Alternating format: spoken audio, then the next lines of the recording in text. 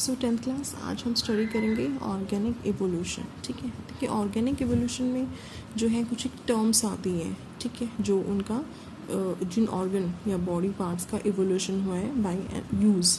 ठीक है, तो इसमें जो फर्स्ट टर्म आती है वो आती है होमोलोगस ऑर्गन्स। ठीक है, होमोलोगस ऑर्गन्स। तो होमोलोगस ऑर्गन्स क्या होते हैं? देखिए ये वो ऑर्गन्स होते हैं जो ओरिजिन में सिमिलर होते हैं, ओरिजिन इनका सिमिलर होता है मगर इनके फंक्शन जो है, ठीक है, दे में बी सिमिलर और डिसिमिलर। ठीक है, जैसे मैमल्स में क्या होते हैं, 4 लिम्स होते हैं।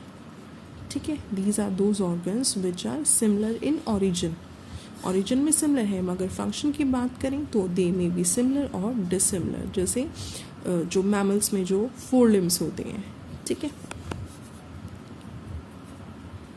these are those organs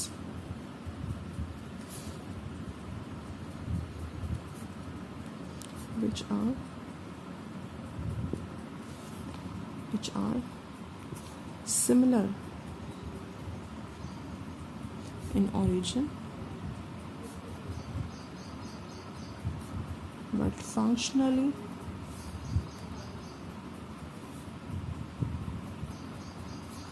they may be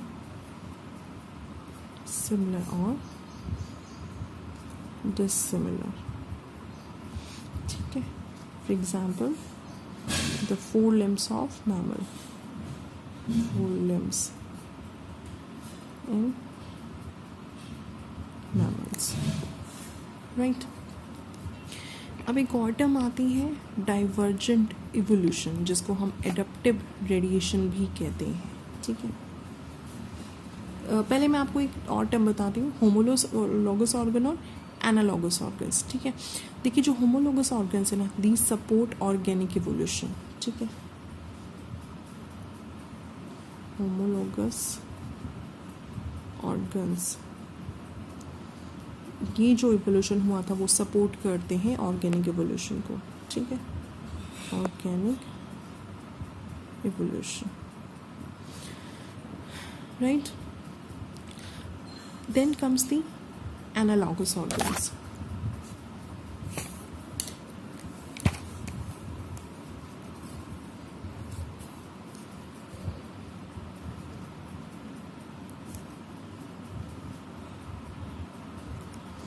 Analogous organs. Analogous organs क्या होते हैं? ये वो ऑर्गन्स होते हैं जो ओरिजिन में सिमिलर नहीं होते मगर फंक्शन जो होते हैं वो सेम करते हैं। ठीक है, जैसे अगर हम बात करें फ्लिपर्स की, तो वेल और फिश में फ्लिपर्स जो होते हैं वो क्या स्विमिंग के लिए होते हैं, जो विंग्स होते हैं। ठीक है, मतलब उनका जो क्या है, which are not similar in their origin, origin में सिमिलर नहीं है, क्योंकि जैसे मैमल्स या फिश में जो है, वेल्स में जो है वो क्या है, वो फ्लिपर्स हो गए हैं। और जो बटरफ्लाई और पिजन की हम बात करें तो उनमें क्या होते हैं, उनमें विंग्स होते हैं। ठीक है, these are not origin in similar, they are not similar in origin but they are similar in function. So these are those organs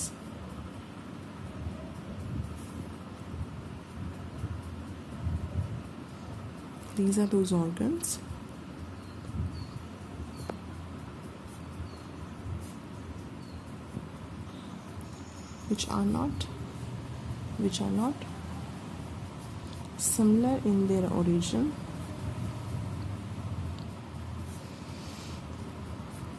but perform the same functions. ठीक है, for example flippers in whale and fish and wings in butterfly and pigeon, right? Then एक आता है divergent evolution. ठीक है, जिसको कहते हैं adaptive radiation.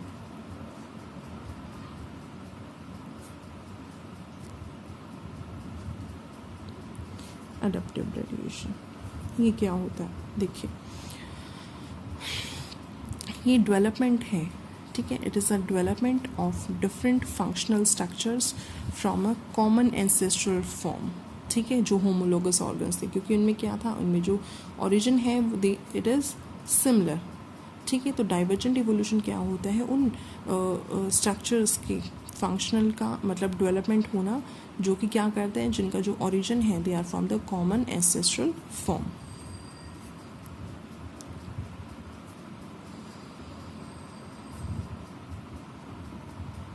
Development of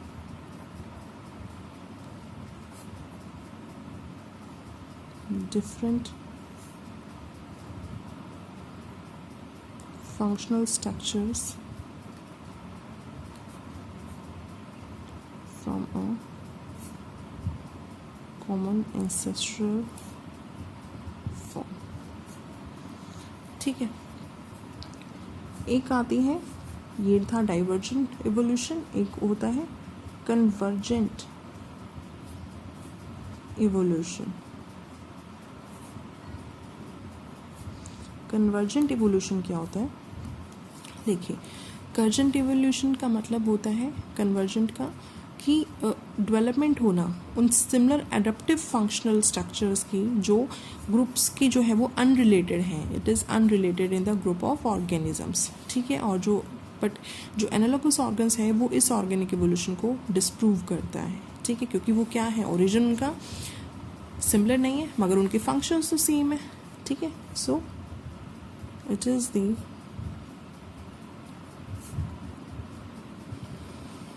development of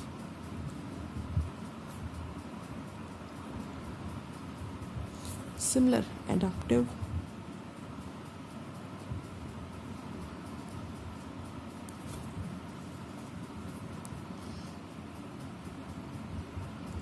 functional structure and unrelated groups of organisms, ठीक है। बट जो एनालॉगस ऑर्गन होते हैं, analogous organs they disapprove the organic evolution,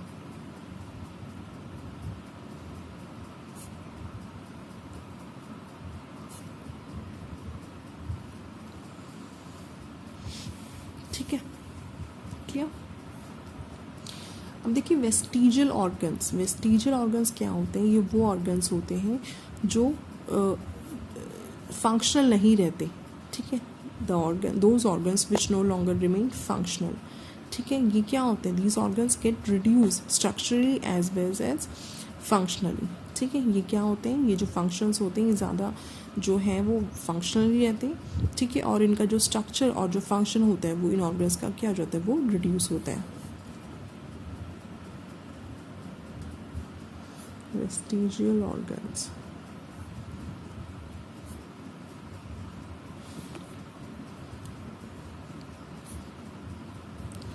those organs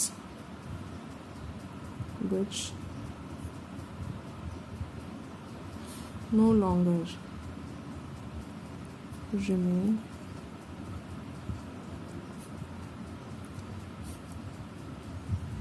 functional, ठीक है, and get reduced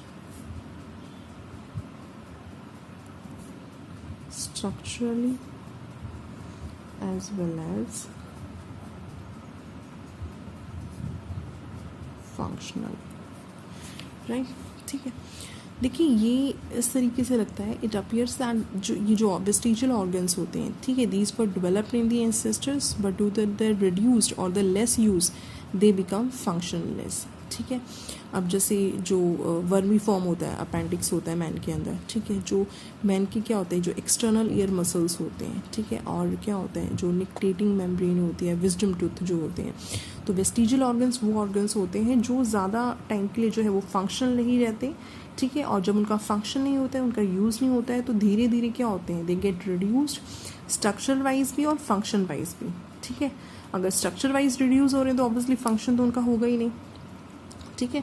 और ये ऐसा माना जाता है कि जो ये एंसेस्टर में ये ऑर्गन्स थे मगर धीरे धीरे ये विलुप्त हो गई क्योंकि इनका कोई भी काम नहीं था, ठीक है। सो ये स्ट्रक्चर भी इनका नहीं था और इनका फंक्शन भी नहीं है, ठीक है। जैसे हम कह सकते हैं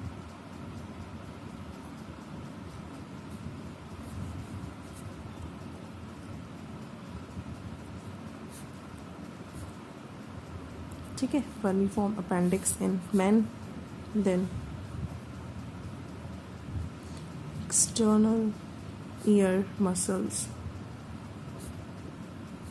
in men, then the nictitating membrane,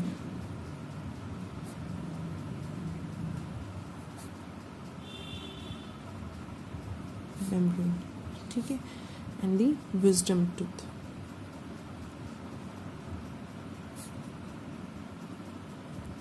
ठीक है।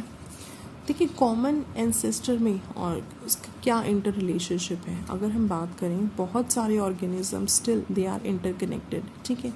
जो रिजेम्बलेंस होती है वो सजेस्ट करते कॉमन एंसेस्ट्री को। जैसे जो फिश का जो हार्ट है इट इज़ 2 चैम्बर्ड, ठीक है, और जो एम्फीबियंस का हार्ट है इट इज़ 3 चैम्बर्ड, ठीक है। जो बर्ड्स और जो मैमल्स होते हैं उनका हार्ट कितने चैम्बर्ड का होता है, 4 चैम्बर्ड, ठीक है। तो इनके बीच में कनेक्टिंग लिंक क्या है, जैसे कि हम जानते हैं कि जो एनिमल्स होते हैं they are sharply differentiated and classified into phyla and the classes, ठीक है। इस तरीके से हम उनका क्लासिफिकेशन करते हैं। मगर कुछ एक एग्जिस्टिंग एनिमल्स ऐसे होते हैं जो रिप्रेजेंट करते हैं एक इंटरमीडिएट पोजीशन को बिटवीन द 2 ग्रुप्स, और ऐसे ही ऑर्गेनिजम्स को हम कहते हैं कनेक्टिंग लिंक्स, ठीक है। कैसे, एग्जाम्पल क्या है, जैसे फिश की जो लंग्स हैं, ठीक है, जो लंग फिश हैं it choose connected between the fish and the amphibians. जो लंग फिश होती है वो फिश और एम्फीबियंस के बीच में कनेक्शन शो करती है, ठीक है। अब जो एम्फीबियन है वो क्या कनेक्टिंग लिंक शो कर रहे हैं, between the fish and the reptiles, ठीक है। और वायरस क्या कनेक्ट लिंक शो कर रहे हैं, between living and the non living, ठीक है। और यूग्लिना होता है वो एक कनेक्टिंग लिंक है between the plant and the animals, ठीक है। और अगर हम बात करें बहुत इम्पॉर्टेंट बहुत फॉसिल होता है ये आर्कियोपेटेरिस। जो आर्कियोपेटेरिस फॉसिल होता है, देखिए वो कनेक्टिंग लिंक किसके बीच में है, वैसे देखा जाए तो वो बर्ड है ना, बर्ड के बीच में और रेप्टाइल के बीच में जो आर्कियोपेटेरिस होता है it is a fossil and it is it is a connecting link between the reptiles and the birds, ठीक है। अब कुछ एक एम्ब्रियोलॉजिकल एविडेंस आते हैं जो क्या ब्रांच करते हैं। वैसे एम्ब्रियोलॉजी क्या होती है, embryology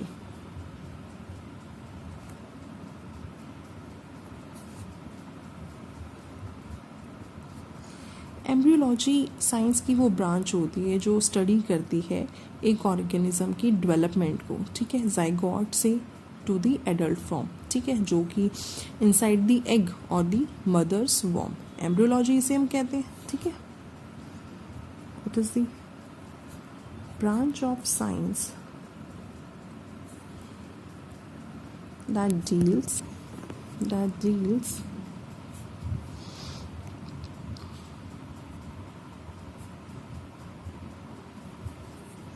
with the study of development of an organism, ठीक है, from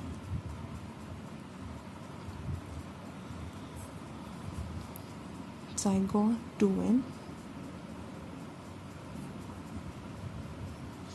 adult form, ठीक है, इनसाइड एग और दी जो मदर्स फॉर्म होता है उसके अंदर, इनसाइड द एग और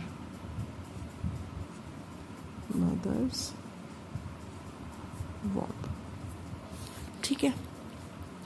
देखिए जो एम्ब्रियो की स्टडी होती है डिफरेंट ऑर्गेनिजम्स वो ये रिवील करती है कि अर्ली स्टेजेस जो एम्ब्रियो की होती है ना, early stages of an embryo development, ठीक है, वो क्या होता है, it is evolve from the common ancestors, ठीक है। अगर हम बात करें जैसे फिश है, सैलेमेंडर, टॉर्टोइस, चिक, काफ और ह्यूमन, उनके अंदर आप देखोगे इनमें अगर हम ड्यूरिंग एम्ब्रियो डेवलपमेंट की बहुत अर्ली स्टेज दिखाएं so you can not differentiate जो है डिफ्रेंशिएट की जो एम्ब्रियो जो है वो फिश का है, वो टॉर्टोइस का है, वो किसी काफ का है या वो ह्यूमन का है, ठीक है, वो इतनी सिमिलर होती हैं, राइट। सो हमने स्टडी किया था केमिकल इवोल्यूशन और ऑर्गेनिक इवोल्यूशन, तो उसमें डिफरेंस क्या है, ठीक है। हम यहाँ लिखते हैं केमिकल इवोल्यूशन,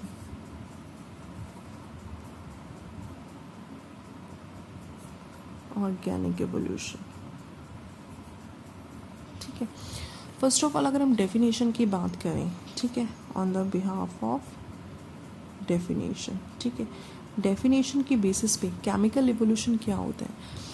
फॉर्मेशन होना एक कॉम्प्लेक्स ऑर्गेनिक कंपाउंड का सिंपल ऑर्गेनिक एलिमेंट से या कंपाउंड से, ठीक है, वो होता है chemical evolution.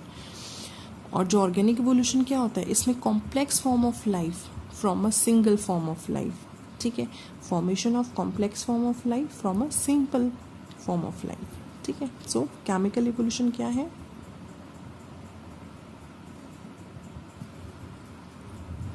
Formation of the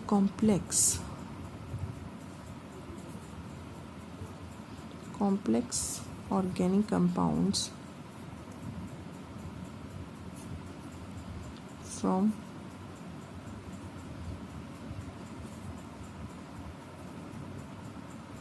simple compounds या elements, ठीक है। और ऑर्गेनिक एवोल्यूशन की डेफिनेशन क्या होगी? Formation of complex form of life from simple form of life, ठीक है। अब ये जो होता है it occurred at the time of origin of life, ठीक है, इसका ओरिजिन की बात करें, ठीक है, तो it occurred at the time of origin of life, ठीक है। ऑर्गेनिक एवोल्यूशन की बात करें तो ये जो एवोल्यूशन है it is still occurring, organic evolution वो ख़त्म नहीं हुआ है, इट इज़ स्टिल अकरिंग, ठीक है, इट इज़ स्टिल अकरिंग, ठीक है। ऑर्गेनिक एवोल्यूशन तो अभी भी चल रहा है। अगर हम बात करें इसकी रिवर्सिबिलिटी की, तो कौन सा रिवर्सिबल है? तो केमिकल जो चेंज है, ठीक है, जो केमिकल इवोल्यूशन है इट इज़ इरिवर्सिबल, ठीक है। Organic evolution it is reversible,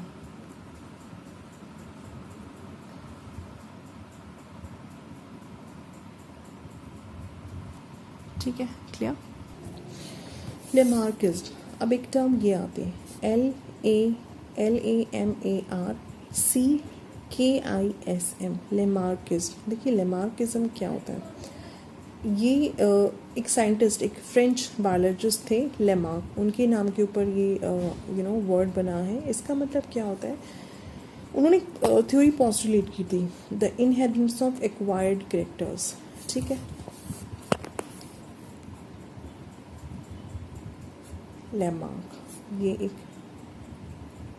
French biologist थे, ठीक है। सो 1809 में उन्होंने एक थ्योरी को पॉस्टुलेट किया। थ्योरी थी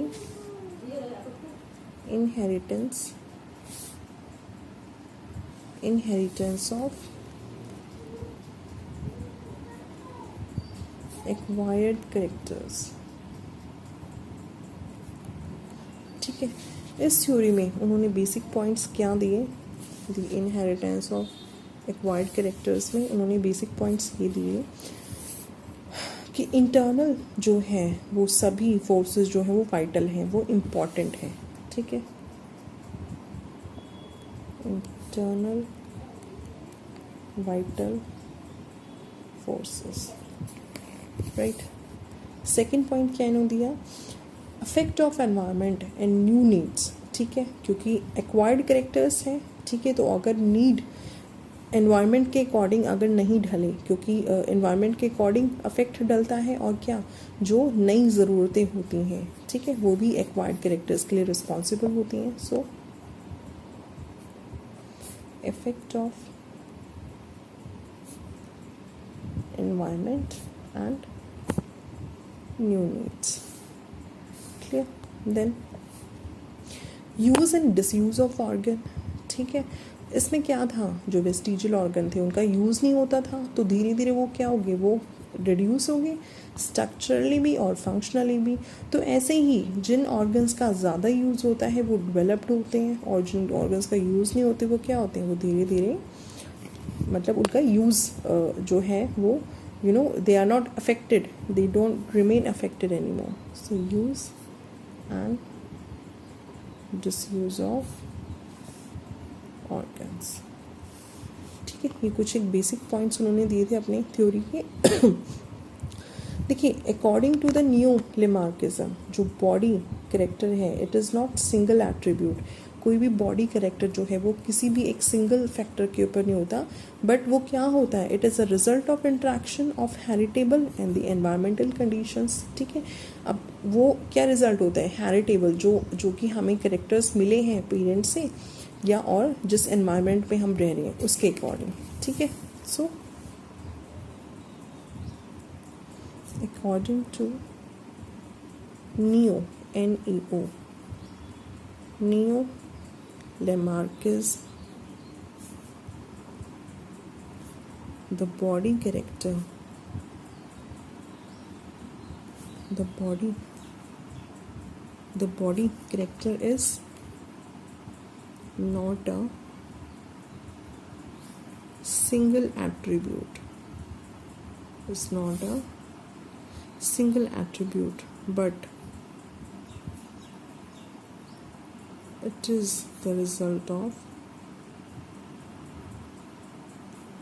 interaction of heritable and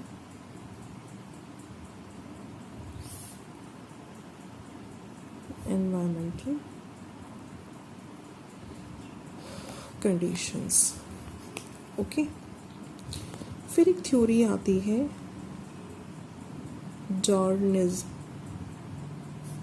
ठीक है, या उसको हम कहते हैं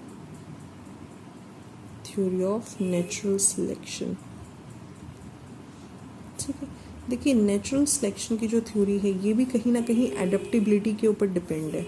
ठीक है, या सर्वाइवल ऑफ द फिटेस्ट. ठीक है, अगर कोई भी ऑर्गेनिज्म है, अगर वो नए एनवायरनमेंट के अकॉर्डिंग अपने आप को नहीं ढाल पाता, तो वो क्या होता है, सर्वाइवल ऑफ द फिटेस्ट. ठीक है, वो जो ऑर्गेनिज्म है इट विल बी नो मोर. ठीक है, इस देखिए ये थ्योरी डार्विनिज्म जो है, ये जो डार्विन थ्योरी थे, डार्विन जो है वो साइंटिस्ट थे. ठीक है, डार्विन, उन्होंने ये जो थ्योरी है वो 1859 में दी थी.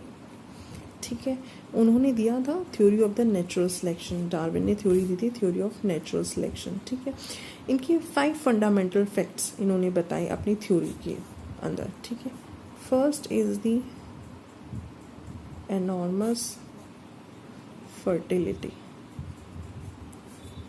ठीक है, जो भी ऑर्गेनिज्म है उनके अंदर फर्टिलिटी मेंटेन रहनी चाहिए. ठीक है, second is the struggle for existence, जो मैंने आपको अभी एक्सप्लेन किया, अभी मैंने आपको बताया the survival of the fittest. ठीक है, स्ट्रगल करना पड़ता है एग्जिस्टेंस के लिए, नए नए एनवायरनमेंट आते हैं, नई चैलेंजेस आते हैं, उन सबको जो है वो थ्रू आउट पास करना. ठीक है, then survival of the fittest, same कि सर्वाइवल ऑफ द फिटेस्ट का क्या मतलब है, जो कमज़ोर है वो मारा जाएगा और जो ताकतवर है वो जिंदा रहेगा. Survival of the fittest. Then variation and heredity. ठीक है, variation and the heredity, similarities और डिससिमिलैरिटीज़ का होना. And then the natural selection, the area और जो हैबिटेट जो ऑर्गेनिज्म का होगा, it will also play a very important role in the organism's life. ठीक है, नियो डार्विज्म और जो सिंथेटिक थ्योरी होती है इवोल्यूशन की, वो किसके ऊपर बेस्ड होती है?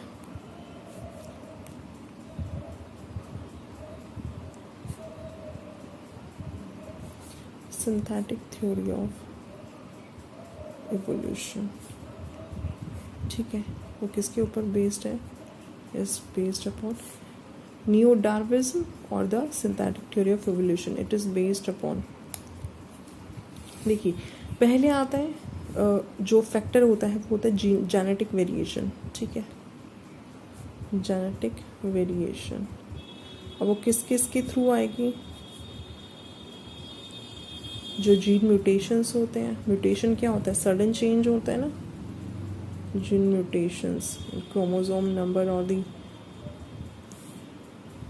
ठीक है, जीन म्यूटेशन। सेकंड ये होता है क्रोमोसोमल म्यूटेशंस, क्रोमोसोमल म्यूटेशंस के द्वारा, ठीक है। थर्ड ये होता है जेनेटिक रिकॉम्बिनेशन के द्वारा, जेनेटिक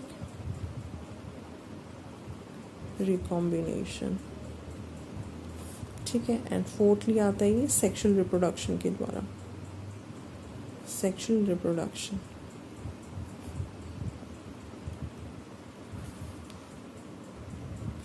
क्लियर? ये थी जेनेटिक वेरिएशन। सेकंड जो आता है natural selection.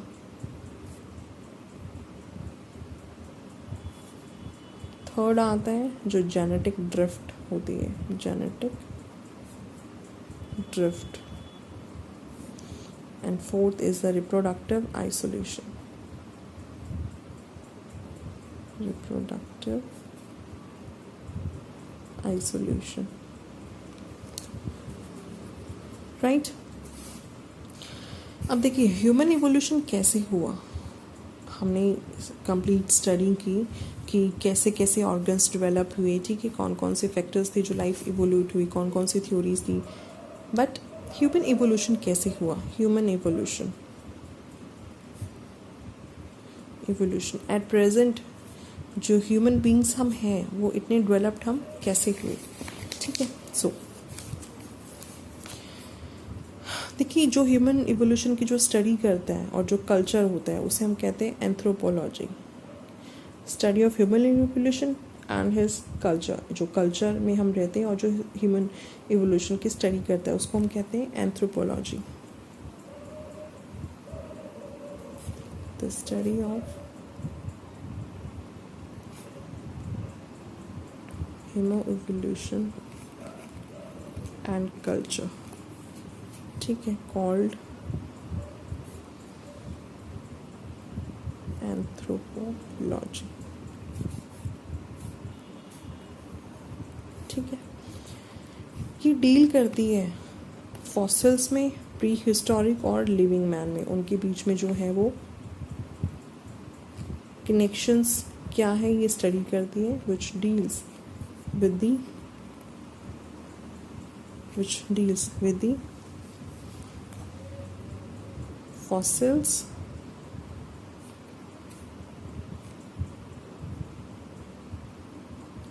prehistoric and the living man,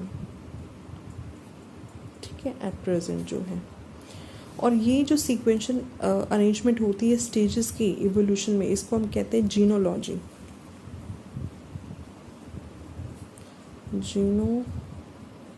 genealogy, GENEOLOGY, ठीक है, जीनियोलॉजी क्या होता है? The sequential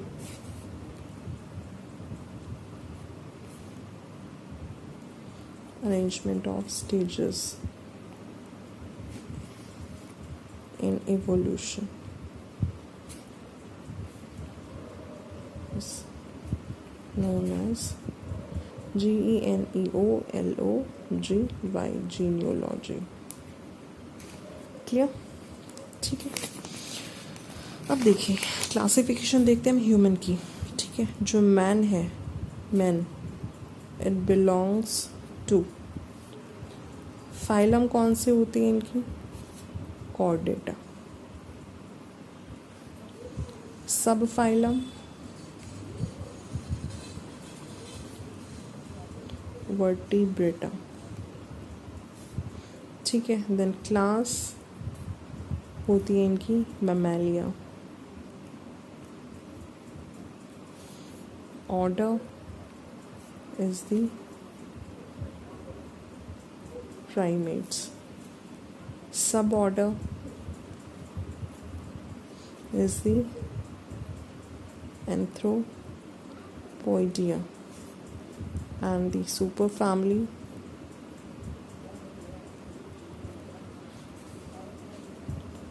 Hominoideae. ठीक है, then family Hominidae. ठीक है, देन जीनस होमो, और स्पीशीज क्या होगी? Sapiens, right.